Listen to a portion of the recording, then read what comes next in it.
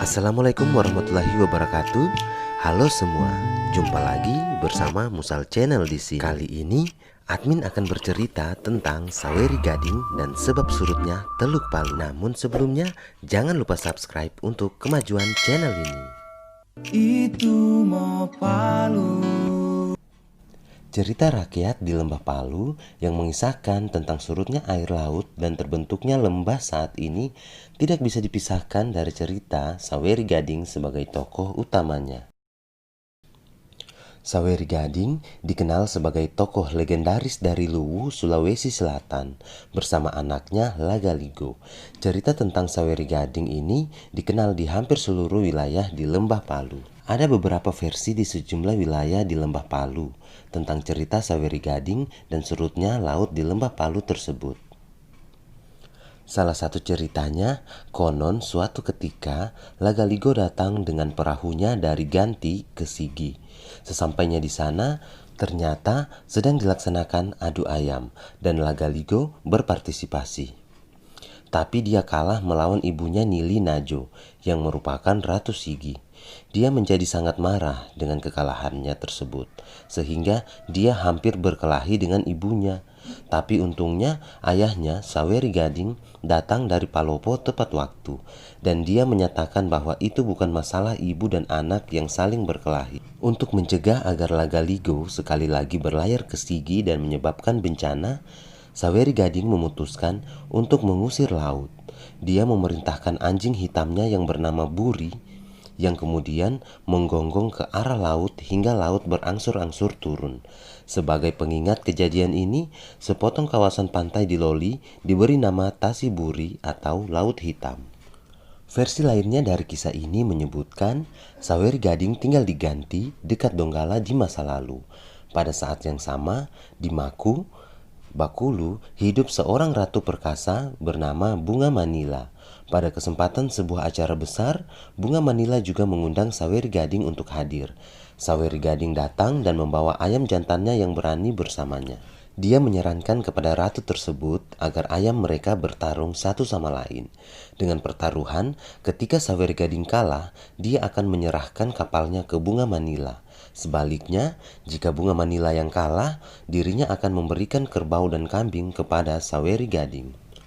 Ayam jantan milik Saweri Gading kemudian kalah dan Bunga Manila menuntut kapal yang dipertaruhkan. Namun, kapal tersebut tidak berhenti dan inilah yang menjadi alasan pecahnya perang di antara para pengikut keduanya. Bunga Manila kemudian memanggil bantuan saudaranya yang tinggal di Luwu. Ketika dia datang dan dia mengatakan bahwa orang tua Bunga Manila dan Saweri Gading bersaudara dan karena itu mereka tidak dapat bertarung. Walaupun mengetahui hal tersebut, Bunga Manila masih membenci sepupunya dan dia mencari cara untuk mencegahnya datang ke Maku Bakulu. Saweri Gading diceritakan memiliki seekor anjing bernama Iburi yang berkulit hitam yang dapat melakukan hal-hal ajaib. Ketika Saweri Gading hendak kembali ke Ganti, Bunga Manila mengganggu anjingnya agar tidak mengikuti Saweri Gading dan memastikan bahwa anjing tersebut tidak kembali. Anjing itu kemudian menggonggong mencari Saweri Gading dan kemanapun anjing itu pergi, permukaan laut pun mundur. Cerita lainnya dari Tawaeli mengisahkan pada saat itu Gilina Eo dari Sigi datang ke Ganti dan mengadu ayam dengan Lagaligo. Ayam Gilina Eo bernama Baka dan ayam milik Lagaligo bernama Buri. Buri kemudian berubah menjadi ular dan menyebabkan penduduk mulai lari. Dengan kejadian ini timbul perselisihan antara keduanya dan penguasa Sigi ini kembali dengan keadaan marah. Di puncak Vatunonju, anjing Gilina Eo mulai menggonggong. Dengan demikian laut pun turun. Ketika Lagaligo memperhatikan hal ini, ia segera berbalik dengan perahunya. Di perjalanan dia bertemu Borongu. Borongu meminta Lagaligo memastikan tanahnya tidak mengering lebih jauh. Tetapi Lagaligo menjawab dia tidak bisa berbuat apa-apa. Di Biromaru, cerita ini dikisahkan sebagai berikut, di mana di masa lalu sebuah pesta besar dirayakan di Siboela di atas Bora Sigi. Magau, Raja Sigi saat itu disebut adalah seorang wanita, yakni Nggi Najo, di tempat lain Nili Najo. Di pesta ini, Lagaligo dari Ganti juga hadir untuk mengikuti sabung ayam. Ratu Sigi meletakkan 5 tanduk kerbau dan 5 kotak bambu penuh emas di depannya sebagai taruhan. Magau sendiri mengenakan pakaian pria dan membawa seekor ayam bernama Jalabae dan ayam dari Lagaligo bernama Baka Jimpolo. Kemudian Ginajo berkata, jika ayamnya mengalahkan ayam Lagaligo, maka dia harus memberikan semua yang dia miliki bersamanya. Hal itu pun terjadi dan Lagaligo harus memberikan semua yang dia miliki bersamanya. Dia hanya kembali dengan 1 budak. Dari Ganti, dia mengirim sebuah pesan kepada ayahnya Saweri Gading di Sopeng untuk datang. Ketika dia tiba, putranya mengatakan kepadanya bahwa dia ingin berperang dengan Sigi. Tapi Saweri Gading melarang karena kata dia, para Raja Sigi dan Ganti saling berhubungan. Ayah dan anak kemudian pergi ke Sigi untuk memperkuat ikatan persaudaraan. Tanpa memperdulikan ayahnya, Lagaligo kembali ke Ganti meninggalkan ayahnya, sehingga ia terpaksa berjalan. Semakin jauh dia berjalan, semakin jauh laut surut, sehingga seluruh lembah menjadi kering, hingga menjadi lembah Palu yang sekarang. Saweri Gading kemudian menyusul putranya dan naik ke atas kapal sehingga laut tidak kembali lagi. Sementara itu, Jamrin Abu Bakar dalam buku Orang Kaili Gelisah menuliskan, dalam mitologi Kaili, peristiwa mengeringnya laut Kaili dikaitkan kedatangan Saweri Gading, tokoh sentral dalam epos Surek Lagaligo asal Luwu. Dalam pelayarannya kembali dari negeri Cina, Saweri Gading menyempatkan masuk ke Teluk Kaili dan berlabuh di Punjanti Banava, Donggala. Kemudian menuju ke pelabuhan Bangga dan Sigi sebagai pusat kerajaan Kaili yang dipimpin seorang ratu waktu itu.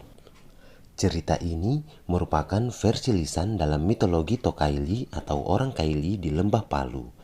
Saat kapal berlabuh, seekor anjing milik Saweri Gading bernama Labolong atau si hitam secara tidak sengaja berjalan mencari mangsa sampai di dataran lembah di arah selatan Sigi. Singkat cerita, di sanalah Labolong melakukan perkelahian dengan seekor belut raksasa, penghuni sebuah telaga kecil di tengah lembah. Perkelahian terjadi disebabkan ketika Labolong sedang berjalan dan tanpa sengaja kakinya terperosok ke dalam telaga yang ternyata tempat kubangan belut raksasa.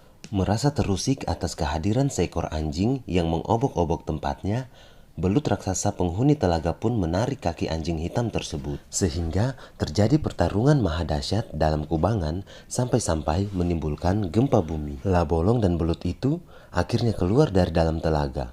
Keduanya saling gigit dan tarik-menarik hingga hanyut ke laut bersama air bah yang tumpah. Karena kedua hewan raksasa itu berdarah, masyarakat di pesisir Sigi, Bora, dan sekitarnya ketakutan mendengar gemuruh yang disertai banjir dan gempa. Bekas jalannya belut saat ditarik oleh anjing, itulah yang dianggap menjadi cikal bakal terjadinya Sungai Palu yang berhulu di Danau Lindu. Gemuruh air sebagai susulan getaran bumi mengakibatkan Teluk Kaili yang menjorok itu tertimbun longsoran tanah jadi lembah sampai sekarang. Dari peristiwa ini pula, matinya belut raksasa menjadi cikal bakal untuk sebutan bagi Danau Lindu hingga sekarang. Lindu dalam bahasa Kaili atau bahasa Kulawi berarti belut, sejenis sogili yang merupakan salah satu jenis ikan endemik danau-danau dataran tinggi di Sulawesi Tengah, khususnya di Danau Lindu.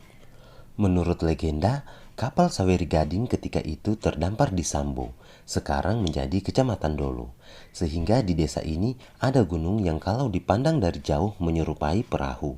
Masyarakat setempat menyebutnya Bulu Sakaya atau Gunung Perahu. Konon gunung itu merupakan kapal Saweri Gading, sedangkan layarnya terdampar di sebelah timur lembah yang kini disebut Bulu Masomba, yang berarti gunung yang menyerupai layar.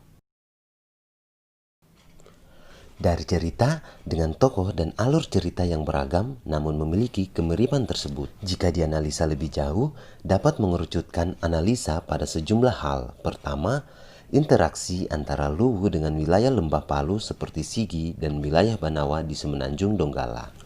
Kedua, cerita-cerita di atas menunjukkan ciri kebudayaan Kaili yang matrilinear. di mana peran perempuan dalam filosofi keadatan sangat dijunjung tinggi, seperti posisi Tina, penghulu adat dalam struktur keadatan, dan posisi Bulango, penyimpanan tuturan dan harta dalam keluarga bangsawan. Ketiga, cerita-cerita di atas sebenarnya menunjukkan proses geologi di Lembah Palu yang ada di masa itu. Belum mampu dijelaskan dengan ilmiah oleh masyarakat setempat. Masyarakat di masa lalu cenderung menandai kejadian alam dengan penanda cerita mitos atau penamaan wilayah berdasarkan kejadian alamnya. Demikianlah cerita Sawer Gading dan penyebab surutnya Teluk Palu. Semoga bermanfaat dan memberikan nilai edukasi. Jangan lupa like, komen, subscribe, serta bagikan untuk cerita menarik berikutnya. Wassalam dan tabe.